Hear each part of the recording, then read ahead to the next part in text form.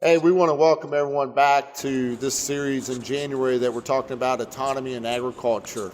I'm John Fulton with Ohio State and work for the Extension Service, and glad you could join us today. Our series here really is in my mind, been a hot topic the last couple of years when we start talking about autonomy. We've had a lot of press. If you've kind of been keeping up with a lot of the Farm Journal, Successful Farming, a lot of good information that they've been putting out on this topic. And I think we're going to see some real changes here over the next few years, and we're going to get into that today. For this series and for today, you can get CCA credits. There's one Precision Ag credit, and so at the end of this, there'll be a QR code put up that you can scan and get your credit through that. So with that, today's topic and focus is really about automating the farm, and there's been some movement. I would, kind of throw out that we've really close to some commercial things that have come to at the farm gate, and I think in the next, couple 3 to 5 years, there's going to be a lot of opportunity for farmers to evaluate and think through what they could where they could bring autonomy to the farm. And it's a pleasure to have Charlie Troxel with Troxel Farms. We'll get to introductions here in a section. He's hosting us today, so we really appreciate you letting us come here. And then Luke Harbage is joining us, and this is something that's been on his mind and their farm as well. And so with that, I'm going to start with Luke. But Luke, go ahead and introduce yourself. Tell us a little bit about your farm and rotation and what you guys are doing today, and then we'll move to Charlie and let him do an introduction. All right, thanks, John. I appreciate the opportunity to be here.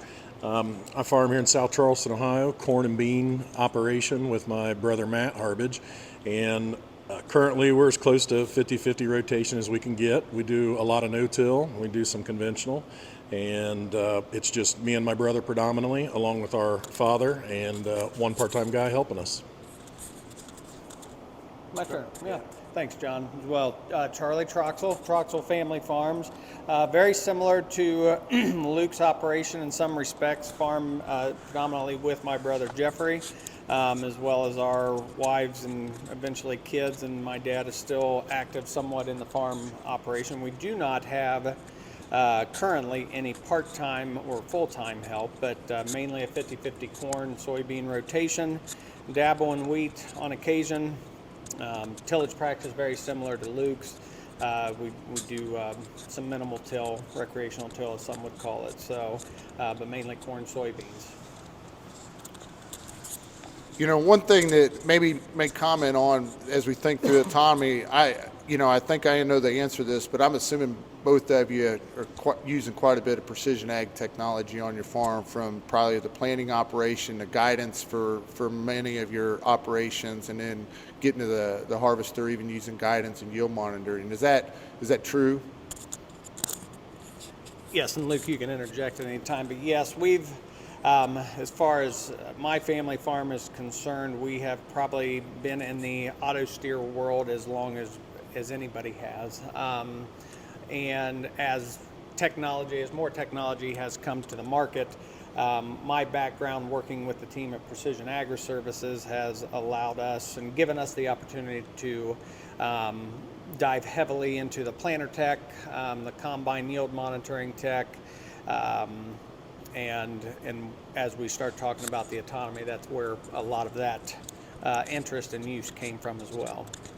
Yeah, I'll make the same comment on our operation. We make use of guidance, auto steer, all the planting upgrades to have the planter operate as you would want with, I believe, most of the upgrades that are available with, some that we might get in the future.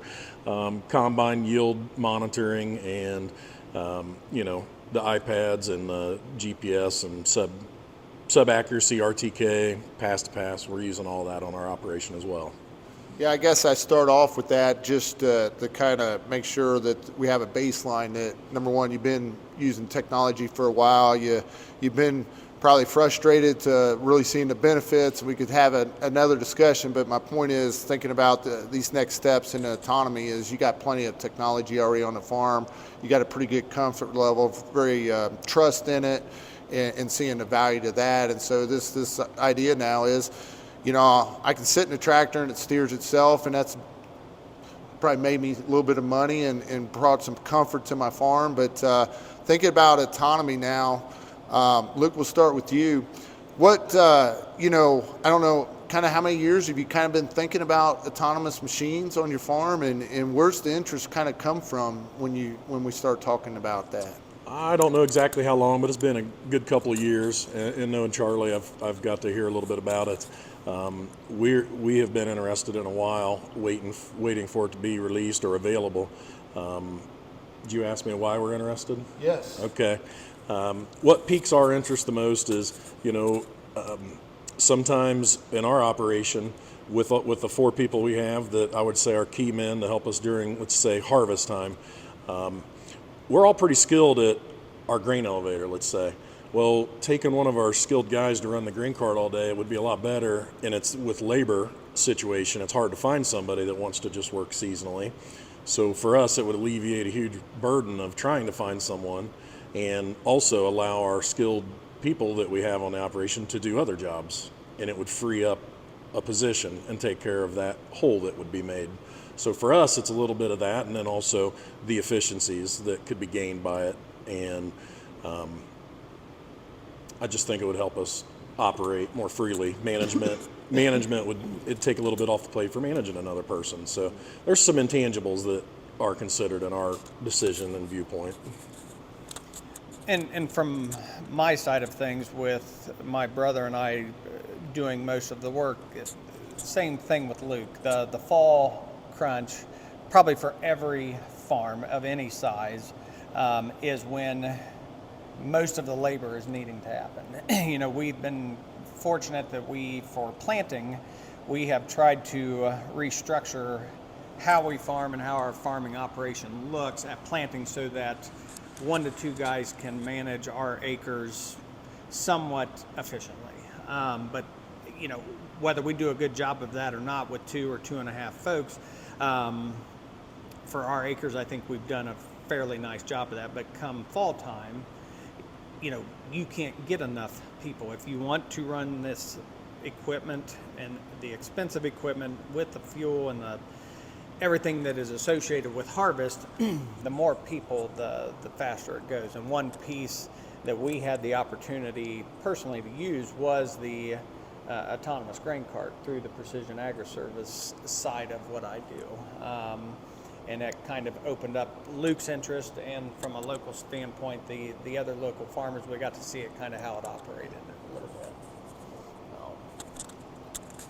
So with that, you're talking to 2 gentlemen and farms that have really kind of dove into thinking through this and labor, efficiency, being timely on field operations, making your operation perform, whether that's at harvest. I guess, start to think about some of the springs that we're having here, and thinking about the planting operation, our narrow windows to get planted, and all the things. I mean, we got your planter behind us, Charlie, but we've got fertilizer, we got seed, but at the point you got limited labor to make that thing, keep that thing operational and stuff. But let me ask this to you guys. And where does autonomy fit, as you think through it? Where do you see it fitting potentially in your farm if it was here at the forefront? And just kind of take off, where would you see it really fitting and being a value proposition? Start? Well, John, I think from Luke and I's size of operation and how we work, the fall harvest piece, the autonomous grain cart concept, was what we had access to. That's what we got to look at. And at the time with Smart Ag and then Raven, bringing that in an aftermarket world, when you look, today you've got John Deere talking about maybe a autonomous tillage is where their starting point is. And now that the Case acquisition with Raven, we don't really know where their priority. It has to start somewhere. I know that from the grain cart side, if they could get the kinks ironed out on that piece, and they kind of called that unplanned autonomy. You know, the grain cart, you can't sit at a computer a day ahead of time and pre-plan where that tractor and cart's going to be. There were obstacles that had to be maneuvered by the person essentially running the autonomy piece. That was the combine operator. That's where we saw the value. You know, we with help in the fall, like we talked about, you know, Luke's fortunate enough to have maybe some accessibility to some more truck drivers, maybe than say my brother and I are. And maybe our truck driver that we could find doesn't want to run our grain cart or doesn't want to run the combine, and that's fine. It kind of depends from after sitting and looking back, if the farm is set up that the main operator, the guy that knows all the tech, is the guy sitting in the seat of that combine, the autonomous grain cart portion made a lot of sense. You know, we had an opportunity to look at it. Luke was interested in it because the platforms for the tractor compatibility was there on his farm. And then it was here, and then it kind of got pulled away from us with some mergers and acquisitions, and that's okay. We have made since then we have made some changes in our labor structure as far as who runs what piece of equipment, and depending on how the average family farm works, you know, autonomy may not be for everybody depending on who has to control it. But the one season that we got to look and play with it, it was we'd have it right now if it was available. So you warmed up to it pretty quick. Yeah, and it had its challenges. I mean, the reason that as the dealer side of things, the Precision Agri-Service side of the business, part of my goal was to try to work the bugs out so that if and when it became a commercial product for the Luke Harbages of the world, that we could comfortably say that most of the bugs had been worked out of it. And there's anything with technology, whether it's new or proven, it's not a matter of if, it's just when. You know, a problem will happen. But I think we felt comfortable enough after a season of real world use that we could go to Luke and a handful of the other growers that had interest and say, I think we can train you, teach you how to run this and run it efficiently. Luke, any comment on where this technology may fit on your operation? Yeah. A couple other points that I'd make is, you know, farm labor is, and everybody's situation is different. I'm lucky enough to have a couple extra hands compared to Charlie, but then you start thinking about transitioning and transitions that happen. You know, I got some guys that are going to retire, and this is coming up at a great time. Maybe I don't have to replace them with a human. Maybe I can replace some of these operations with the autonomous grain cart. Another point that I like about it is we also have a minimum tillage tool, and when you got somebody sitting in that in the spring, and our operation's different, we run 2 planters, so you know, with all the technology in there, you got to have a skilled guy sitting in that seat. Well, that takes 2 of us, my brother and I, out, and then that leaves somebody to run seed tender and the pickup truck going up and down the road, which I'm not aware of that being autonomous yet, and they probably don't know how to operate the forklift. So it just fits in well that if we could use that in spring tillage application or even a fall tillage application, it seems like that would alleviate that need for the extra man. And it could be, you know, it could be out in the field taking care of it and not need someone to be occupied with it. So I see those 2 factors kind of playing in addition to everything Charlie said with harvest. Those 2 aspects, I think it's usable in both seasons for us. Yeah. And you guys both have alluded to this, but let's just kind of talk through, and maybe this is a little bit premature to ask this question because we haven't been through a season yet with an autonomous machine. So there's going to be some bugs to work out and some education and stuff. But to maybe a couple comments. Where do you see the value, Luke? And I think you've already kind of commented on it, but just reiterate the value to your operation, and then, but maybe some challenges you kind of think through, you know, before jumping in. What were some of the challenges that you might have to work through from adopting it? Sure. So the value, I would say, is the labor. It kind of alleviates the transformation and finding more labor, or where you position your labor on your farm frees up that skilled guy to go manage the grain dryer, manage something else that we can't replace at this moment. I think what was the second part? The challenges. Oh, the challenge. Yeah. I think one of the challenges that I would be concerned with would be the support level you're going to get from whoever you are going to purchase it from, who's going to be out there to answer questions. When all the technology came out for planters and you name it, any equipment, auto steer was a big deal when it first came out. Now we all take that for granted. Yeah. We all feel like we can handle that, but then you add in all these different layers of software platforms, iPads, hardware, technology. I want to know who I'm going to be talking to. I want to make sure they can handle it. What's the support going to be from the manufacturer to train the dealers or whoever's selling it and the person that installed it? I don't want to become an expert on that level of it. I want to know how to operate it, and I want to know I got support to get me going again when something doesn't work perfect. Good points. Charlie, value and challenges.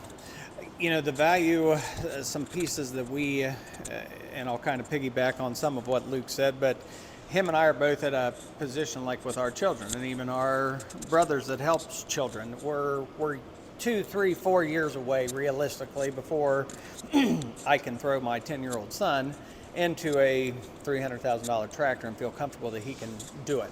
The cool thing is he is that next generation coming. The technology is going to be an easy adoption for them. If you look at Luke and I's dads, the technology adoption, they were kind of on their way out as it was coming in a big way. And that would be one challenge I would see sitting here today. I still think the average age of most American farmers is still increasing unless something has changed. And not that the older generation doesn't understand the technology, but it seems we may be at a plateau of being able to absorb all of this. And I think from the little bit we got to play with it from a fall standpoint, the individual that's actually managing that piece of autonomy, whether it's a grain cart or a tillage pass, that person needs to be more than likely a step above what I will call common labor. And I don't mean that as an insult to the labor force, but I doubt that if I could find a retired truck driver to run a semi back and forth, I doubt he cares that he wants to run 3 iPads and a display and press a bunch of buttons in order to make something work. Luke kind of talked about the fall tillage pass. Him and I talk every day in the fall, and fall tillage for us is an afterthought. The focus is on harvest, and then if we get the window and we get the time, then we'll go out there and try to run around the clock with tillage. And there are times that tillage pass should be prioritized more. The folks that have adopted strip till in the fall, if that is in their geography what has to be done, I could see autonomy being a big piece for those folks, because they're the strip till world. They prioritize that strip till pass over the harvest a lot of times, as far as the person managing that piece of the operation. And not the word strip till yet, but I see autonomy opens the door for a lot of things for us. And time management's the big thing for, I think, Luke and I's operation mainly. Let's talk about a couple things here. Charlie, I want you to tell our listeners today a little bit about your recent tractor purchase and your thoughts going into that. And then the other thing I'd like for you and Luke to comment on, have you thought who's going to be the point man on the farm to handle this? Charlie, it might be pretty obvious for you, but I mean, you're going to, and Luke brought it up, you're going to have a point person that ends up being kind of carries that core competency for the farm, and I'm assuming maybe that's each of you respectively for your farm. But tell us a little bit about your recent tractor purchase, because that influences things in the future too, I think. Sure. So at the time of the tractor purchase, my brother and I's idea was we needed to make some updates anyway. Did we need to go buy a brand new tractor? No. Our hopes were that if and when John Deere releases the autonomy platform or Case IH, my hopes from a smaller grower or a grower that is not traditionally a new tractor combine purchaser, that they will allow for a retrofit of older machines. And I know that at some point that age has its limitations. So part of our tractor purchase was to be in a current model. Horsepower was really irrelevant, but from what we saw from Smart Ag and Raven's initial concepts of a retrofit kit, I'm hoping that if Case IH decides to bring that back to the market, that we have a tractor platform, at least one vehicle that could either maybe be that tillage tractor or the grain cart tractor. You know, the concern I have in the big scheme of things is if John Deere is only going to allow, or Case is only going to allow this on brand new pieces of equipment moving forward, then guys like Luke and I are probably realistically 5, 6, 7 years down the road before we would have the opportunity to buy a used tractor that had the technology on it. I would make a comment to that as well. We've made some upgrades to our equipment, and every time we do it, knowing what we know where we were trying to research this, we've looked at different options. We don't buy the same the same option package that we normally would. So we look at the transmission, look at the hydraulics, steering valves, harnessing. What's this tractor set up for? And we've recently have upgraded one of our tractors from a style that would probably never be compatible. It was a little older. It was an early 2000 model. So we've upgraded it to what Charlie said, current models that are still being built and have the latest harnessing packages, everything that you would need should somebody come out with a retrofit kit. So we have made, and you start looking at different options when you realize you might not be sitting in it. Yeah. Well, it's just, you got to be thinking ahead. Sure. And so you guys have emphasized that. I mean, that's been part of your thought process here. Let me ask you some real quick questions, then we'll kind of end on a couple additional ones. But we've talked about tillage, we've talked about harvest, maybe some of those simple field operations where it would fit, spring, fall. Let me ask you this. What about an automated seed tender? What about an automated, if we think 360 and the refill package for their fertilizer, if that was automated? So I'm thinking about the planter, and, Luke, just hypothetically, you guys run 2 planters. Maybe you were just out there with the other tractor running the planter autonomously in the equivalent the same field, but then you have these seed tenders and fertilizer that just automatically fill as well. So it's kind of a one-man show, but yet you got 2 planters out there in the field. Would you think about that?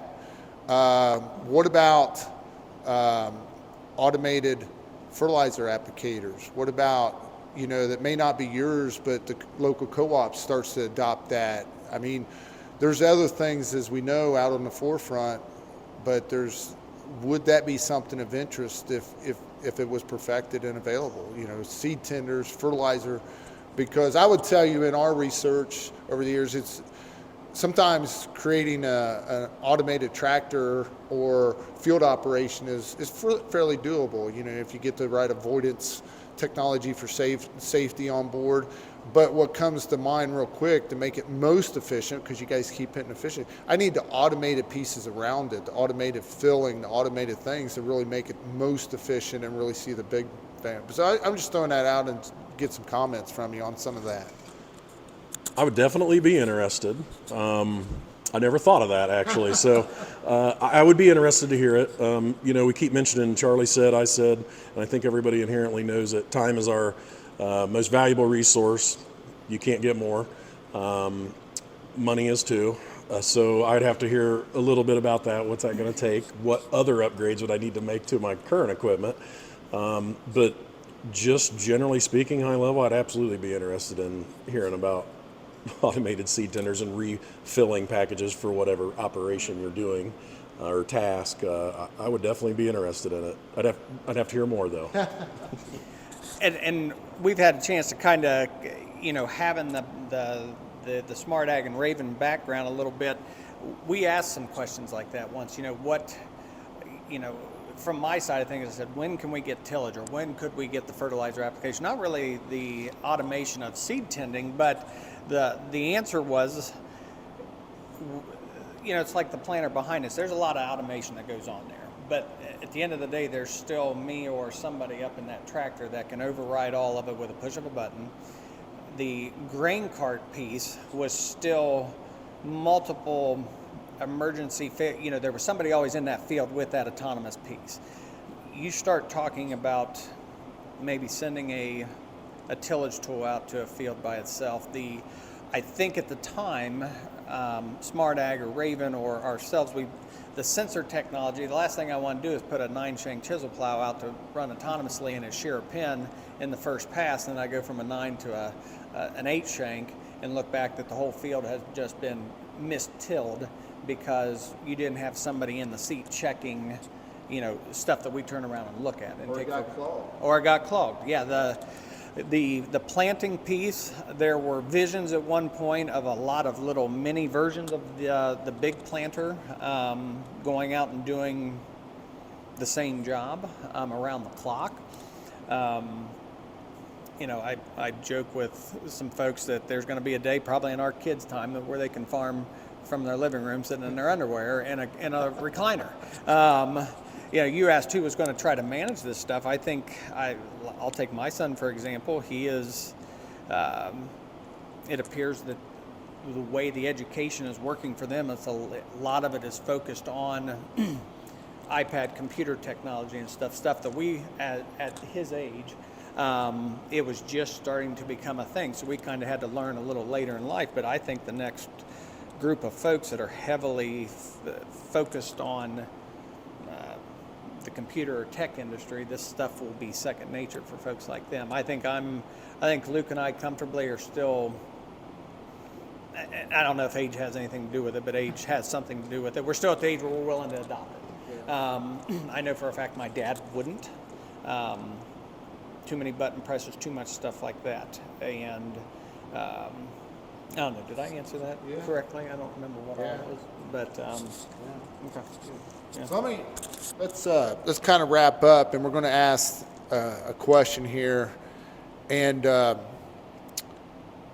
guess I'm going to throw a couple things out just kind of for everyone to think about. I think number one, if we're going to jump into autonomy, you're going to have to think about logistics on the farm, because now you don't have a person potentially in the cab, but how do I keep that machine running? We learned last week, I can't move it down the thoroughfare, autonomously. Someone's got to be in the cab to move it. So all of a sudden, logistics and moving things isn't something farmers have been pretty good about, because we got multiple machines, but it's a different types of logistics about how we best manage it to keep it up, going and stuff. So logistics are going to have to be a conversation. Of course, safety is always at the forefront. But the question I have that we'll kind of end on here, and you guys will you'll fight for who answers first, but I want to know, if today, if the salesman or Precision Ag Services shows up and says, I've got a Thomas package you can put on tractor today, I can do it probably for $50,000, and it probably can do tillage, it can probably handle your harvest issues in terms of your grain cart, but it can do those things, some of those operations. It's $50,000. Are you going to buy it or not? And if you want to add some comment to it, you're welcome to it. But it's $50,000 and it'll work. And are you going to buy it? You want to go? I will speak for us, and I'm probably speaking for Luke. Yeah, 50,000 is a doable number, because from our standpoint, we have the kind of the base platform for the equipment. The tractor. If autonomy is going to be the next thing currently, it's got to be with equipment of today. We've made the investment on the tractor.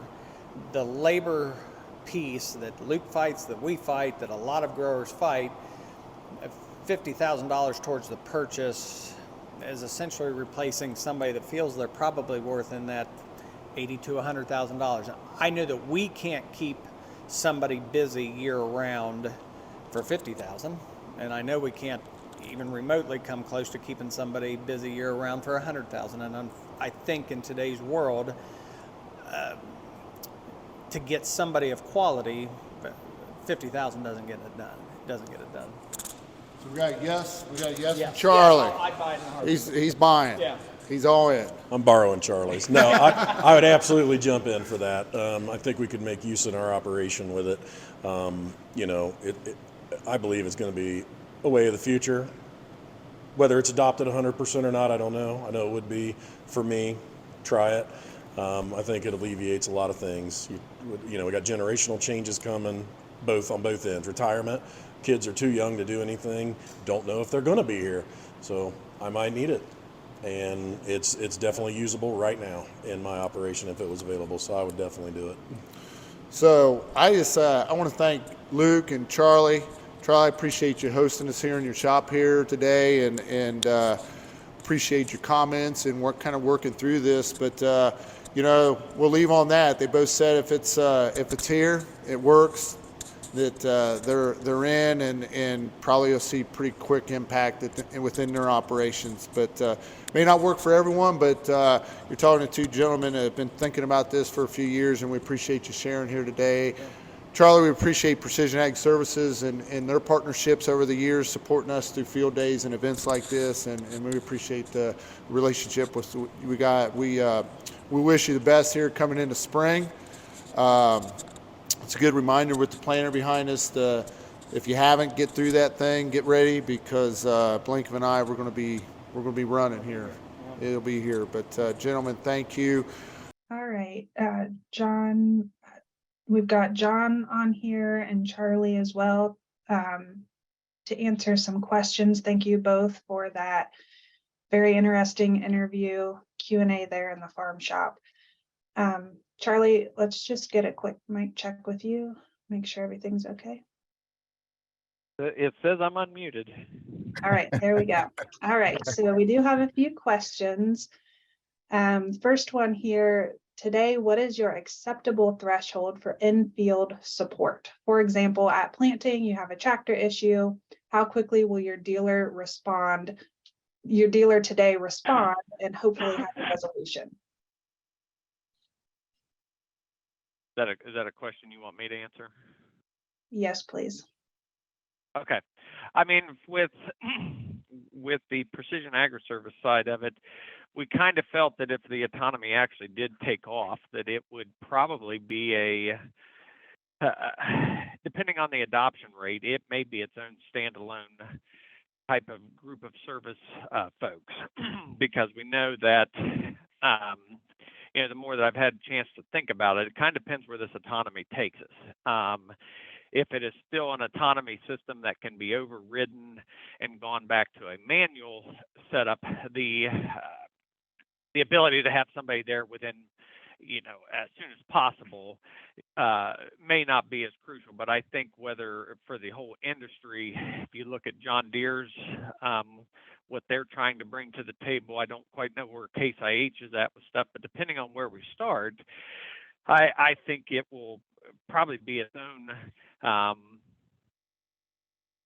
If the adoption rate takes off, I think it will be its own service people within these businesses, if that makes sense. You take me, for example, we do the planter service in the spring, and then we spend time in the summer doing the sprayer servicing, and then fall combine yield monitor, stuff like that. Well, in the autonomy world, there may be a group of folks on everybody's staff that doesn't mess with any of that, but they mess just solely on the autonomy pieces, would be my anticipation, or would be my thoughts on it. And as far as response time goes, where do you think that would fall?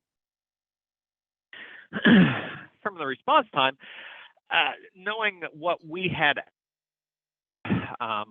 used in the field, and when we don't know what these new platforms are going to look like, but there may not have to be an actual physical body there. I mean, it's all tech, it's all computer based. I mean, there a lot of times, as long as maybe there's a support number that people can remote in.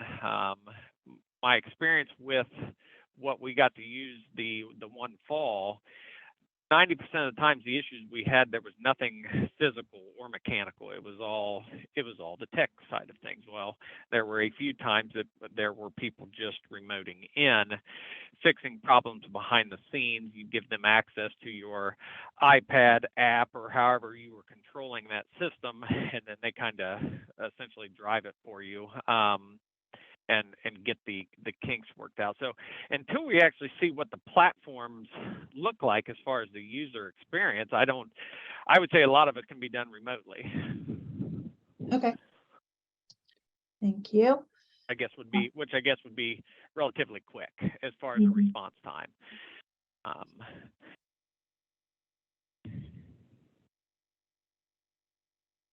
Okay, this next question I think could be for either one of you, Charlie or John. Are there companies focusing on development and sales of autonomous equipment retrofit kits?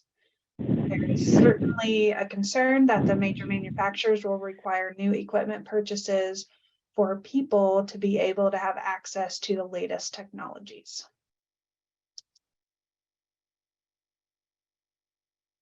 John, I'll let you probably have more insight into this than I do. But from my side of things, I mean, we were going down the path of the aftermarket and the retrofitting of existing equipment. And John, if you want to allude to where it's at today, Case IH has not released or made at least public to me what their vision of autonomy is since they've acquired Raven. And then when Raven acquired Smart Ag, that the aftermarket started to get pulled away from us. John Deere, they showcased it as a tillage.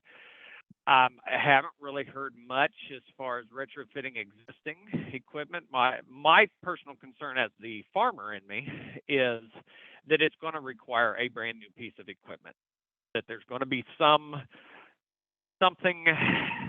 in the tech that doesn't go back into ages on some of this equipment. I hope it doesn't. I mean, because we saw,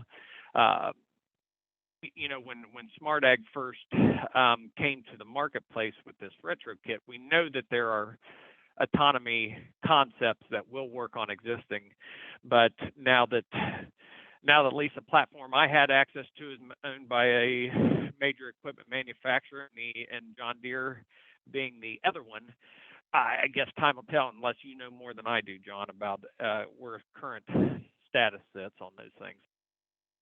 No, I will say here in North America, there's just a couple that I know of that are more kind of what Smart Ag was, kind of startups that have been working on retrofit kits, but where that ends up, we'll see here in the next few years. And I think some of this will have to flush out, right? In terms of, can you use some of the existing equipment, or will you be required? We're just going to have to see how it kind of flushes out in the next few years here. But I do hope, kind of to what you and Luke mentioned, that you're sitting there with at least current models that could be used, whether that's from a major manufacturer or potentially some third party. I do know some companies outside of North America working for retrofit kits, but when will they be available and be available, here in North America, we'll see, but it's just a handful to the point. So I think we'll just kind of see how it goes here in the next couple of years to fully know the answer to that question.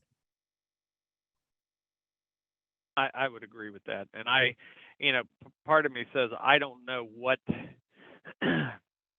was holding up the progression of it. I don't know if it was the ag industry and the hiccups and the bugs, if you will, or if it was government or policies or regulations that was, maybe it was a bit of both. But I anticipate once stuff comes back to marketplace, the interface system that I got to work with as far as an iPad and monitoring as far as ease of use for the operator, it will probably look altogether different. So, it'll be interesting to see how it all works out. Yeah, for sure. And I think this somewhat goes along with that question. John, you mentioned some startups providing some retrofit kits, but how apt, maybe Charlie, more from your standpoint, are you to look at up and coming companies' offerings versus established, more brand aligned offerings?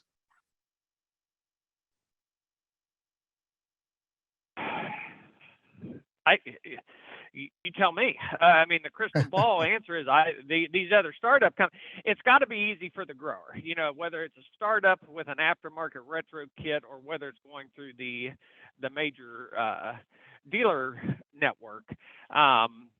You know, it's like Luke and I talked about the adoption rate. You know, if it takes a PhD to run it, you know, that's going to slow and hinder the adoption. I know that what I got to experience was fairly simple, and I think that's where some of the problems, where they were trying to iron some of the problems out. You know, my concern was, you know, the retro kits included a lot of hardware, a lot of physical things that needed to be added to the tractor, to the piece of equipment. That's, from a grower standpoint, they really don't. That wasn't a huge concern. You have an install team that comes out and does that, checks it, tests it. The piece that still has yet to be proven is how you make that autonomy work from the grower level. It's like I said, what I saw, there was multiple different versions throughout the season, you know, because they found a glitch, found a hiccup, and, you know, they had to shut the entire system down and go in and rewrite software and code. And, you know, but to see it actually automate a tractor without a person in it, you know, someone like myself, I'm around tech, but I am not at a at a huge advanced level, if you will. It's not, you know, I could throw probably a lot of folks in what I got to experience and make it run. And that's what excited me about having the opportunity to go to the Luke Harbages of the world and the other folks that attended our field days. If the platform would have stayed as I saw it when we up that fall harvest, it would have been a fairly simple adoption rate because it wasn't a hard system to understand. I don't know what Deere's system looks like, and I don't know now what Case IH, now that they've got the Raven and the Smart Ag pieces in house, it may altogether look totally different than what I got to experience. So I don't know, man. Did I answer that right, or did that? Yeah. Yeah. Okay. I think the other part of that, Charlie, though, is getting these things out locally and running, and then who's going to be there to service it. I mean, you know, if I got a guy like you that's next door, and, you know, I might be more apt to use a startup because that's what you're offering and you're there to help service it too. So there's some things to your early point to, again, flush out here, but it'll be interesting. But I think servicing this and keep it running will be a key factor in decisions myself. Sure. Well, and the other piece that we expressed when we were kind of advising some of the advancements early on a few years ago was the last thing any person wants, any grower wants, is to buy an autonomy system, and then a year later it becomes an obsolete system, where some of the investments are thrown away to make the next purchase so that it continues to operate. That bugs me in every industry. You know, and maybe that was part of the hiccup. You know, most people don't have problems with updating softwares. I mean, that's pretty much a common thing across the ag tech world. But the monitors don't change, the control mechanisms don't change, and I think until we see what is going to come to the market here from the service side of things, I don't want the last thing I would think the service world needs is 20 different versions of an autonomy system based off of when the grower bought it. That makes the serviceability of it a challenge. And I think that was maybe some of the problems that we could have faced if we'd have stuck with the aftermarket world of the retro. You know, I know that when Raven purchased Smart Ag, there were pieces that Raven had available that was going to help make the smart ag kind of come together better rather than smart ag trying to reinvent the wheel and make another a piece or part that already existed. It just made sense for Raven to offer what they had and combine them. Well, I don't know if we ever really saw that come clear to fruition. The service piece had some concern because especially trying to adopt it early. You know, every early adopter of any segment has to know that there's going to be some pain points, but now you're starting to talk some pretty significant dollars. So time will tell, you know, what the service piece of it looks like. I don't see what's available to the growers. I don't know how challenging the service piece is going to be. Okay, John, this one is probably for you, but Charlie, you may have some ideas on this too. What job opportunities for upcoming graduates are available with agriculture and automation? Well, I think it's growing. I'll just kind of state that when you look at dealerships, those providing precision ag services of any level, they've really built out staff today. We may have not seen that 5 to 10 years ago, but it's growing. And I think the next two questions kind of start to get to some of the questions around education. But I think there's quite a few opportunities. I know the equipment manufacturers and technology providers that come and visit with us have kind of stated they would like students to be exposed to these technologies, know about these technologies, but they also, you know, even app development. They're not asking for app developers, but they're asking for people that kind of understand how those are coded and developed. So kind of that liaison to help build some of these. But I think when we get down to serviceability of this technology, there's a lot of opportunities. I'll do a plug that, you know, this is a conversation we've been having for a couple of years at Ohio State, and right now trying to bring education, but really internships. So going out and working with companies that have technology focus, get your kind of young people's feet wet and interested in this, and provide some experience and background to plug right in. And so I think it's just going to grow here at multiple levels at different companies. I'd agree with what John said. Yeah, and John, like you indicated, to go along with that, the next question from Lori at Rhodes State College, she says they're working to provide technicians in digital precision ag. So what does a valuable technician look like for you? Well, I'll let Charlie, I'll go first, and then Charlie will have some points about that because of the precision ag services looking for support. But I think communication is big today.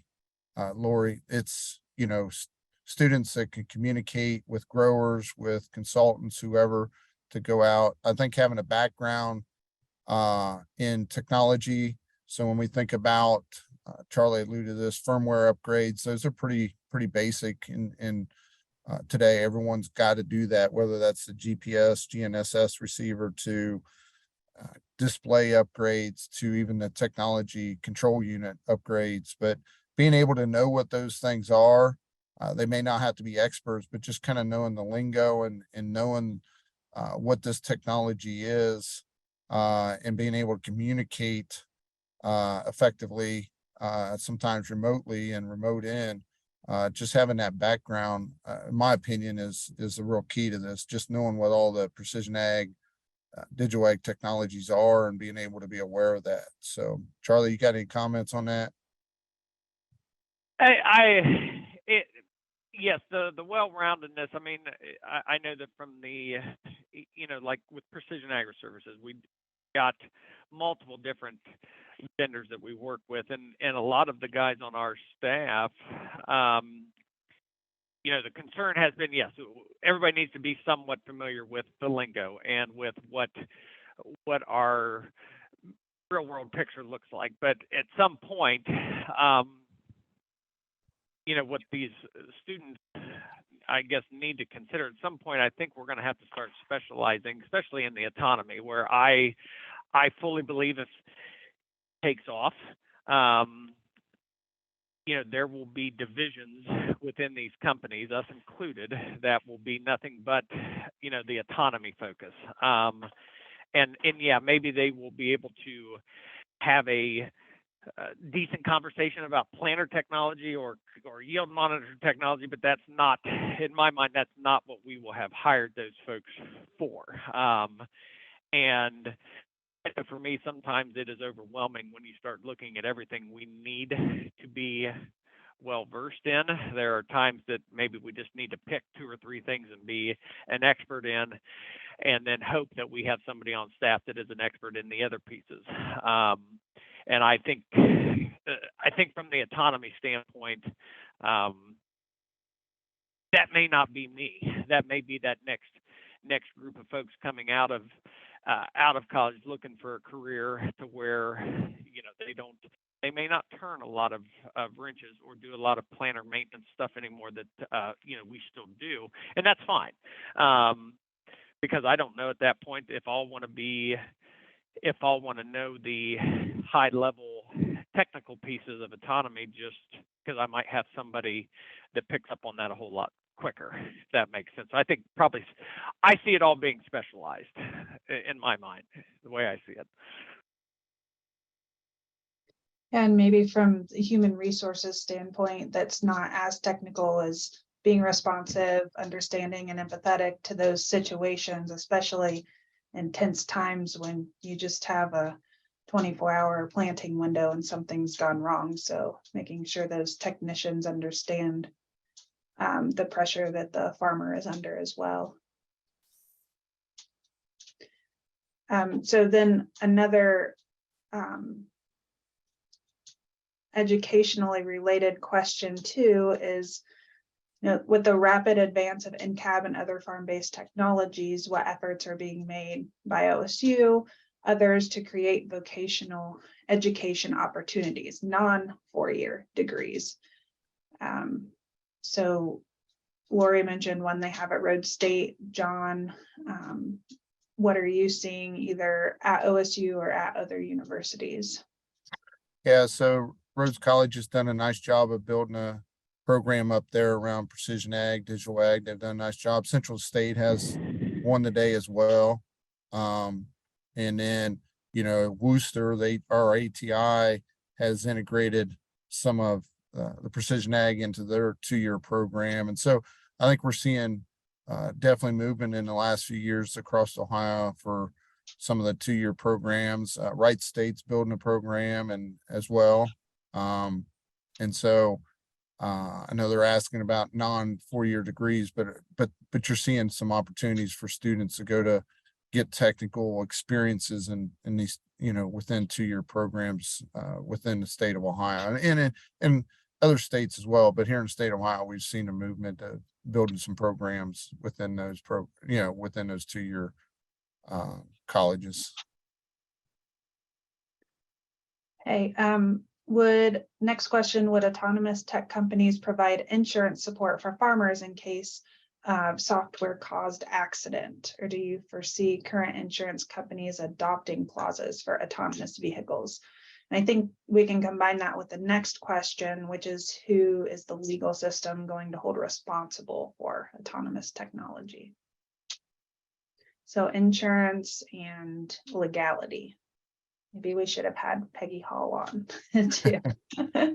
What I think Charlie can maybe talk about where they were at the point that came up last week as well in our discussions around rules and regulations. But right now, with all the paperwork, I mean, as a farmer, as a user, when you sign at the bottom, ultimately you're the responsible party at this point. We'll see how some of this kind of, like I keep saying, flushes out over time. But I think today when you purchase and you sign on the line, the lease or buy it, you're the responsible party. I can say a little bit that insurance companies have kind of, using drones as example, there's been some coverage there on some of the drone usage that we see in ag, which is kind of autonomy. And so, I mean, there's still some recognition on that. Okay. Got any comments, Charlie? I guess yeah, from like you said, when you sign the dotted line, you probably the end user probably needs to hold the insurance. But that was, some of the hiccups going back to a statement made earlier about the regulations. I mean, the fail safes and the shutdowns were so intense, at least from what we saw in the autonomy, it was, I don't want to say it was impossible, but it seemed darn near impossible to make autonomy do more than what it was designed to do. And mainly for the liability, for the insurance piece. There are things on the market today in the ag world that, if you are insuring that they would probably cringe if you knew you were, hitting an auto steer bed and going out and trying to rake seed into a drill. I know people know that happens. Well, I still think the liability falls on the end user. It has to. Now, does that mean that? Depends on how the autonomy is marketed. If it's going to be a standalone system, then insurance companies may have a separate clause or piece to the Halo insurance coverage that protects them against something unforeseen happening in it. But since we haven't seen what farmers have access to, I guess. Time will tell. That's another piece to the puzzle, I guess. Okay, and we're just about to 10 o'clock, so I want to get our closing slides up here. John, there's one more question about graduate research opportunities. Maybe you can type an answer in there for that student, if you don't mind. Yeah. Or I don't know if they're a student. I shouldn't assume that. Sorry. Okay. While you bring that up, Amanda, I just want to thank Charlie, and we'll reach out to Luke again for their time and willingness to talk on this topic. So thanks a lot, Charlie. You're welcome. You're welcome.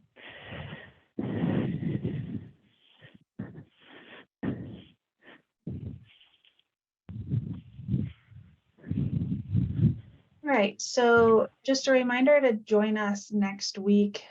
We'll be talking about the Ohio Rural Broadband Initiative. So a lot of this automation, somewhat reliant on this, and there's been a big push in Ohio. So we'll have Dan Hartsock with John Deere, Dr. Scott Shearer with OSU, Matt Aultman is a Darke County Commissioner, and Steve Strickland is a Director of Partnerships and Channels, Ericsson Inc. So a good perspective of different speakers on the broadband initiative. Be sure to join us again next week. And then after that, January 31st, we'll be talking about the 2022 eFields results.